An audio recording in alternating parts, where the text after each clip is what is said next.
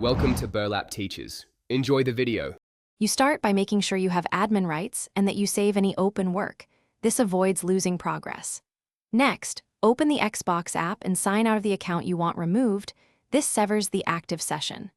Once done, close the app and inspect Task Manager for any Xbox-related processes, end them if present.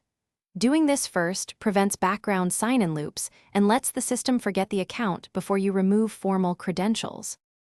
Now you remove the account from Windows. Open Settings right arrow Accounts right arrow Email and Accounts and locate the Xbox or Microsoft identity listed. Click the account, choose Remove, and confirm when Windows asks for admin approval. This deletes stored tokens and stops app-level sign-ins. Make sure to also expand accounts used by other apps and remove duplicate entries.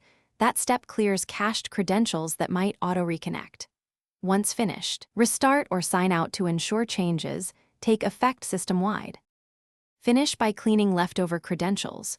Open Control Panel, right arrow Credential Manager, and delete any Microsoft or Xbox Live tokens, then open Microsoft Store and check account settings.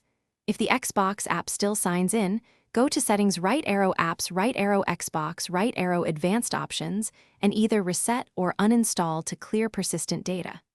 If removal fails, create a new local admin profile and attempt the same steps there. This isolates user profile corruption and usually resolves stubborn sign-in persistence. Thanks for watching. Consider subscribing if this video helped you.